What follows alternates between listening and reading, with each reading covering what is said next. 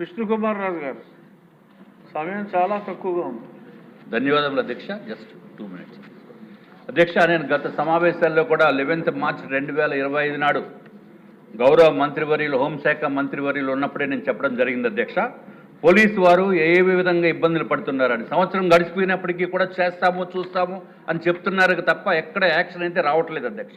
ముఖ్యంగా తమ దృష్టికి నేను తీసుకొచ్చేది పోలీస్ ఇన్స్పెక్టర్స్, డిఎస్పీ ప్రమోషన్స్, అట్లాగే నేషనల్ సీనియారిటీ ఫైల్స్ కూడా జీఏడీ హోమ్ డిపార్ట్మెంట్స్లో పెండింగ్ ఉండడం వలన వారికి రావాల్సిన ప్రమోషన్స్ రాకుండా ఉన్న పరిస్థితి వచ్చింది అధ్యక్ష. 26 సంవత్సరాల నుంచి 35 సంవత్సరాల వరకు సర్వీస్ పూర్తి చేసిన ఇన్స్పెక్టర్స్కి డిఎస్పీ ప్రమోషన్స్ కూడా రావట్లేదు అధ్యక్ష. ఇది చాలా అన్యాయం అధ్యక్ష. అదే తెలంగాణ ప్రభుత్వంలో అయితే ఇదివరకు కూడా చెప్పాను అధ్యక్ష, 122 మందికి GOMS 40 ద్వారా 2021 ద్వారా డిఎస్పీ సూపర్ న్యూమరీ ప్రమోషన్స్ ఇచ్చారు అధ్యక్ష. మన రాష్ట్రంలో అధ్యక్ష ఇదివరకు గౌరవ ముఖ్యమంత్రి చంద్రబాబు నాయుడు గారు ఉన్నప్పుడైతే డీజీపీ జేవి నాయుడు గారు ఉన్నప్పుడు మన ప్రొసీడింగ్స్ ప్రకారము 5/11/2014లో సూపర్ న్యూమరీ ప్రమోషన్స్ ఇచ్చారు అధ్యక్ష. 169 మందికి ఇచ్చారు. తర్వాత అప్పటి నుంచి గత వైఎస్ఆర్సీపీ ప్రభుత్వం వచ్చిన తర్వాత కంప్లీట్గా ఆ జీవోని రద్దు చేసింది అధ్యక్ష. ఇప్పటికీ కూడా 98 బ్యాచ్ నుంచి ఉన్న వాళ్ళకి కూడా ప్రమోషన్స్ రావట్లేదు అధ్యక్ష. దయచేసి తప్పనిసరిగా వారికి వచ్చేటట్టు చేయవలసిన బాధ్యత మీ పైన కూడా ఉందని చెప్పి తెలియజేసుకుంటే అధ్యక్ష. మరీ అత్యంత దారుణమైన విషయం ఏంటంటే వీఆర్లో ఉన్న పోలీస్ అధికారులకు అధ్యక్ష 10 నెలల నుంచి సంవత్సరంన్నర నుంచి కూడా వాళ్ళకి జీతాలు కూడా ఇవ్వకుండా అలాగా ఉన్న వాళ్ళు సిఐలు 68 మంది ఉన్నారు అధ్యక్ష. Visakhapatnam, Eluru range, Anantapur range, Guntur range, Kurnool range అధ్యక్ష. ఇది ఒక్కటే కాకుండా డిఎస్పీలుగా 50 మందికి, అడిషనల్ ఎస్పీగా 10 మందికి, ఐజీ ర్యాంకులో ఉన్న వాళ్ళకి 5గురికి కనీసం 50% కూడా జీతం ఇవ్వకుండా నిధులు నిర్వహిస్తూ ఇది ఏంటి అలా నాకు అర్థం కానటువంటి విషయం అధ్యక్ష. ఇప్పటి వరకు హోంశాఖ మంత్రి వర్యులు ఉన్నారు అధ్యక్ష, ఇప్పుడు వెళ్ళిపోయారు అధ్యక్ష.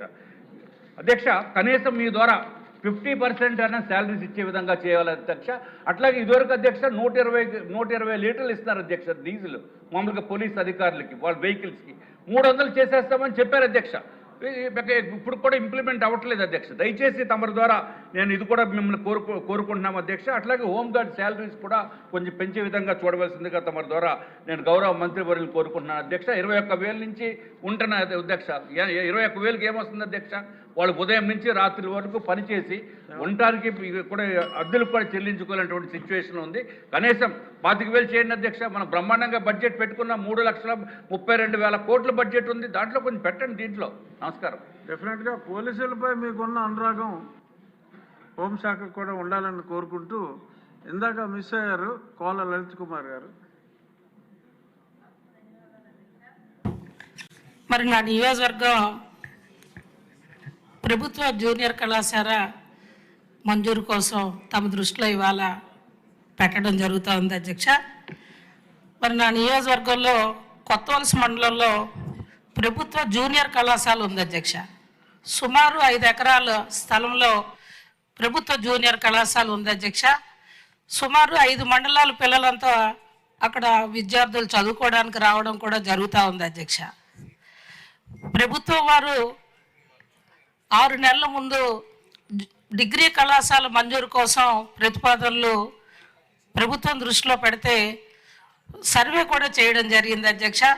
మరి తమ ద్వారా గౌరవ ప్రభుత్వానికి, గౌరవ మంత్రివర్యుల్ని, విద్యాశాఖ మార్చుల్ని కోరేది ప్రభుత్వ డిగ్రీ కళాశాల కొత్తవలసలో మంజూరు చేసి విద్యార్థుల విద్యకి నాంది పలకాలని మరి తమ ద్వారా కోరుకుంటూ, అదేవిధంగా అధ్యక్ష ప్రభుత్వ సివిల్ కోర్టు కూడా కొత్తవలసలో ఉంది అధ్యక్ష. 30 ఏళ్ల క్రితం భవనం అధ్యక్ష అది శిథిలావస్థలోకి వచ్చేసింది. మరి దానికి కూడా నిధులు మంజూరు చేయమని తమ ద్వారా మరి ప్రభుత్వం దృష్టిలో పెడుతూ మరి ప్రభుత్వం వారు వెంటనే ఈ 2 సమస్యలపై కొత్తవలసలో ప్రభుత్వ డిగ్రీ కళాశాల మంజూరు, కొత్తవలసలో ప్రభుత్వ సివిల్ కోర్టు భవన నిర్మాణానికి నిధులు మంజూరు చేయమని తమ ద్వారా కోరుకుంటున్నాను అధ్యక్ష. ధన్యవాదాలు అధ్యక్ష. డాక్టర్ అరవింద్ బాబు గారు.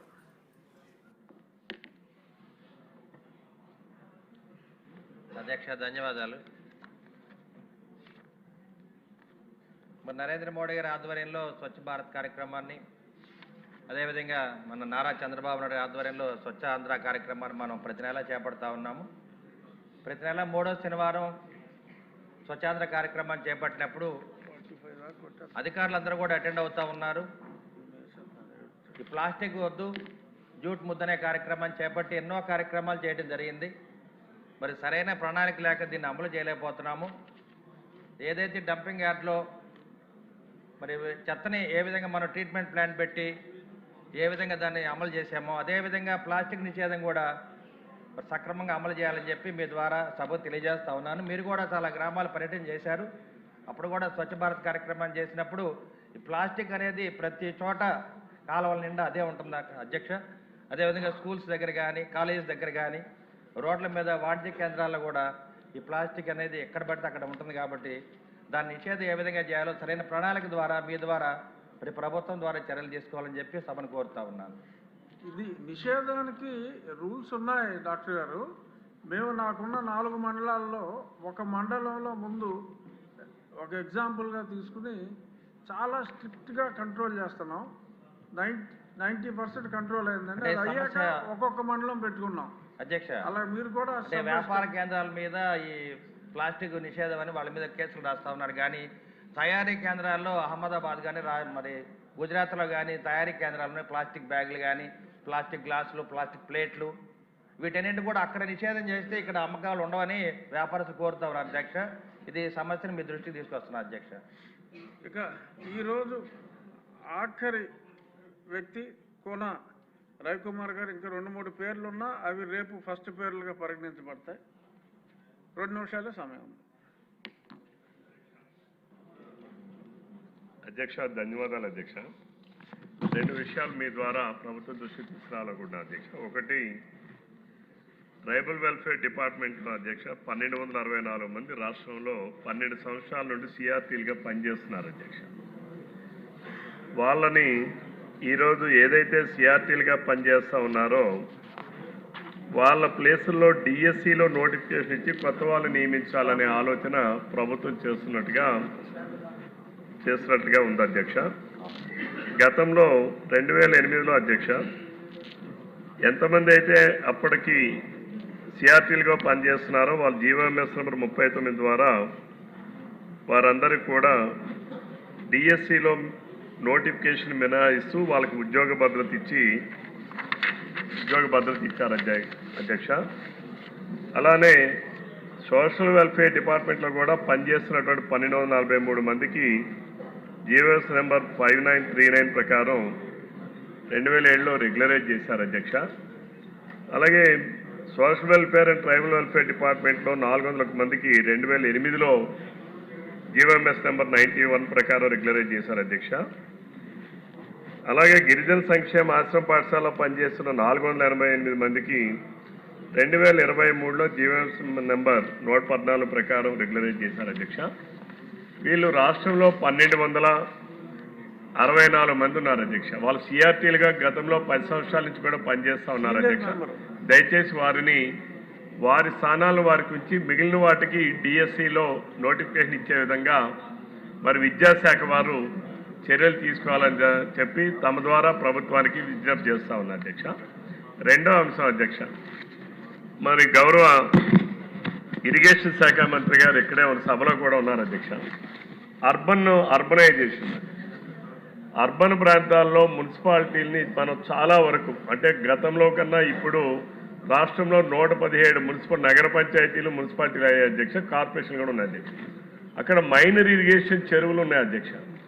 ఈ మైనర్ ఇరిగేషన్ చెరువులు అన్ని ప్రాంతాల్లో కూడా ఏమవుతున్నాయంటే ఈ మురుగు కాలువలు తీసుకెళ్లి చెరువులకి కనెక్షన్ పెడుతున్నాం అధ్యక్ష.